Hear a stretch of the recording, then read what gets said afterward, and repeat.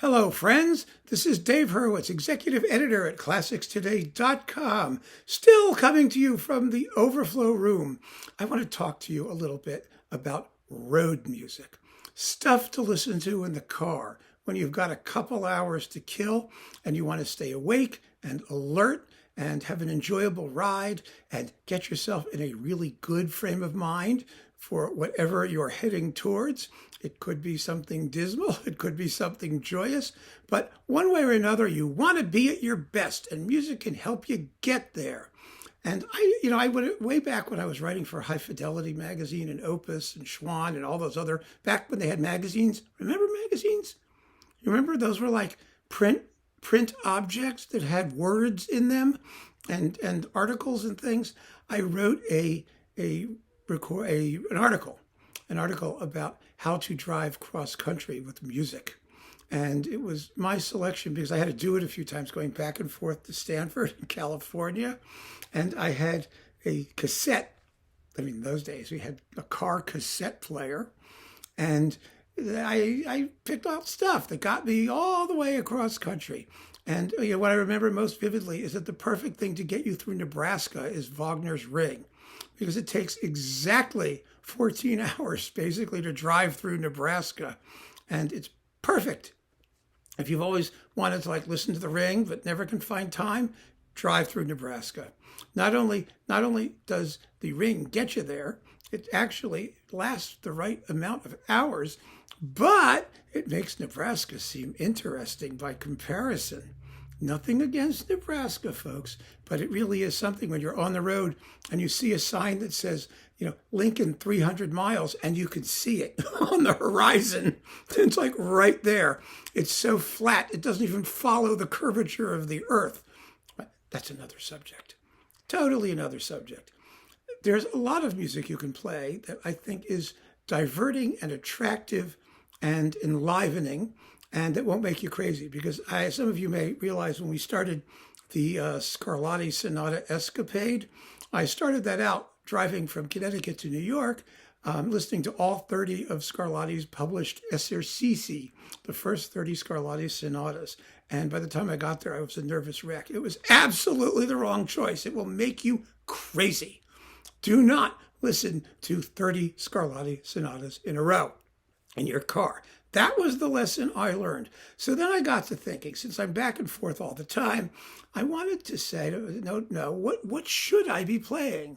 What's really going to work that sort of fills up that time frame? And I have just the thing. And this is going to be an occasional series because depending on where I'm driving and what I'm listening to. And I'm really going to enjoy this series because it's not about recordings. I'm not going to care which recordings you listen to. It's just about the music, and I will leave it to you to go find it any way you want. I'm not going to pick things that are going to trick you in terms of getting decent versions of them. My choice for there and back on this particular trip is Delibes ballets, Coppélia and Sylvia. Boy, are these great. These are great, great pieces of music. Delibes is so underrated. We only really know him for Sylvia, Coppélia, and Lakmé, the opera. And we really only know the opera. It used to be because of the bell song, which all those Tweety coloratura sopranos used to sing, like, Bidou Sayao and Lily Pons and those people. And if you're younger, you probably have no idea who those people are, but they were very high sopranos, and they had a certain television presence. Because in those days, opera singers did popular stuff. And they would all show up and do the bell song. But no, it's the British Airways commercial.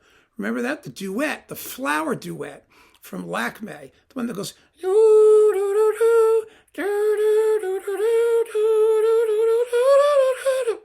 Well, yeah, okay. You know how it goes. It's very pretty. And it got very famous a decade or two ago as the British Airways commercial. But let me tell you, these two ballets are the ones that, like Tchaikovsky saw them and said, I'm embarrassed that I wrote Swan Lake. That's what Tchaikovsky said, because Delibes was a great ballet composer.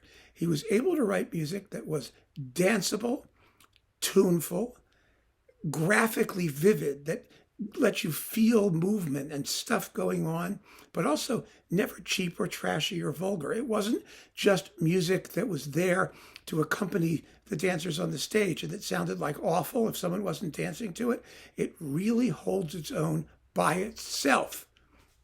So I have the two Naxos recordings here of Coppélia and Sylvia because I want to be able to play you samples, and they're quite good. They're with Andrew Mogrelia, one with the Slovak Radio Symphony and the other with the Razumovsky Sinfonia. But you can get, Richard Bonning did both of them, and Antal Dorati and Anatol Fistulari are on Mercury Living Presence, and they're individual. There's an EMI/Warner version from Paris with who's the conductor, Marie, I think is his name, that are quite good. They're all good. There really aren't any bad ones. David Zinman did a complete Coppélia and Phillips. There's plenty of versions of this stuff out there, and it doesn't make any difference which one you get. Get the cheapest one. Get the one that's easiest for you, because you're going to be playing it in your car. If you love it, you can play it at home. It sounds great at home too. I play it at night. I play it all the time. It's just terrific music, but it's not the kind of stuff that irritates you. You just revel in the melodies and in the bracing rhythms and the beautiful atmosphere. Now, these things have stories that are Sylvia's story is Greek nymphs and shepherds and things jumping around. Coppélia is an actual plot. It's an E.T.A. Hoffmann plot, similar to Tchaikovsky's Nutcracker in the sense it's a mechanical thing, the Tales of Hoffmann, and it's really, really cute. It's a rustic village plot about, this girl and her dumb boyfriend who falls in love with the mechanical girl, and she dresses up like the mechanical girl to fool him, and it doesn't matter. It doesn't matter. It's the music that matters, especially when you're in your car. You're not going to worry about exactly what's happening on stage. But the amount of music that's in these ballets is astonishing. Good music. And you'll probably recognize a lot of it. It wouldn't surprise me a bit. It's very familiar. Now, let's talk about them separately. Like Coppélia. What's in Coppélia? Well, the first thing that we all know from Coppélia is the mazurka. Oh my God, is this a great piece? It's so catchy. It's unbelievable. Here is the mazurka.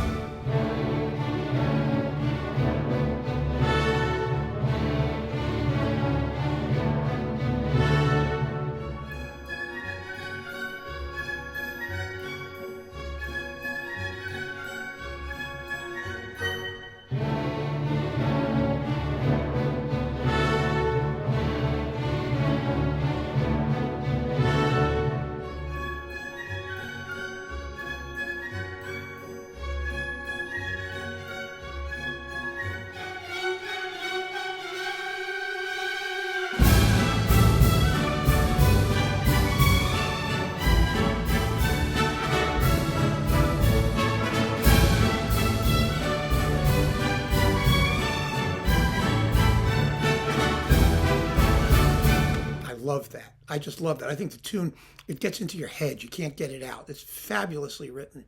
Absolutely fantastic. Let's see, what else have we got here? The Czardas, the Hungarian dance. That's a joy. And it sounds nicely Hungarian. And then there's there's the bolero in Act 2, and the Fête de la Cloche in Act 3. This is just great stuff. And this comes with two suites from his other ballet. There it is. Other ballet, La Source, which was a collaboration, but it's quite wonderful. And let's see. I would just grab Coppélia. Now, Sylvia is less popular as a ballet. Let me put that over there in storage. Is less popular as a ballet, but it's even a better piece of music, purely as music. It may be because the plot with its nymphs and things and whatnot is so hopeless that the music itself is so good It's absolutely wonderful. Now, the big deal in Sylvia, first of all, is the huntresses, the fanfare, les chasseuses. And this chasseuse music, fortunately, comes back a lot, as does the mazurka in Coppélia, and it's really, really catchy. Here you go. Here's the chasseuse music.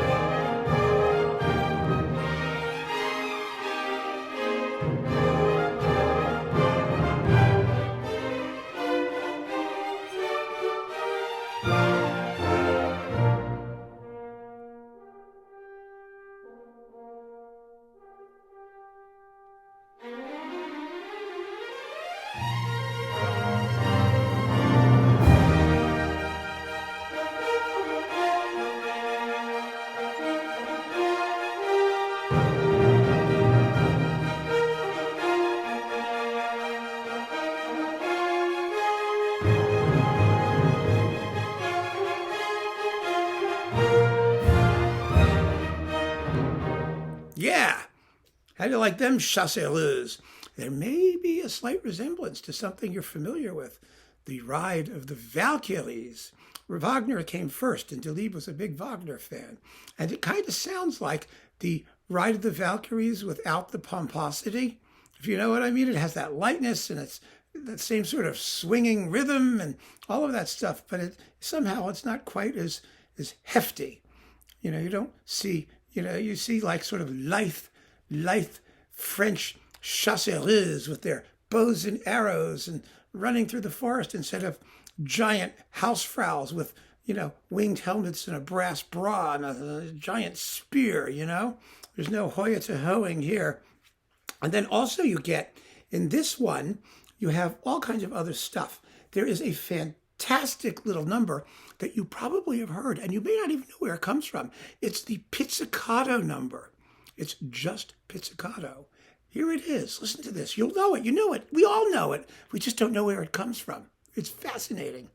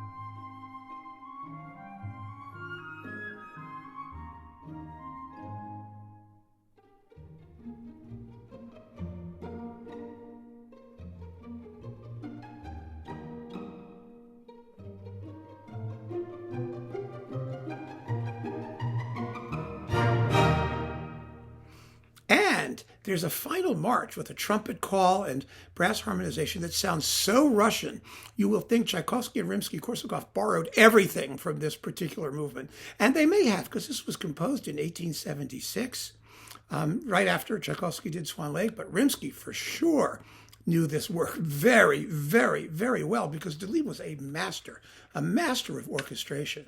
It's wonderful, wonderful scoring, beautifully sensitive and colorful. And I just love this thing. I love this thing.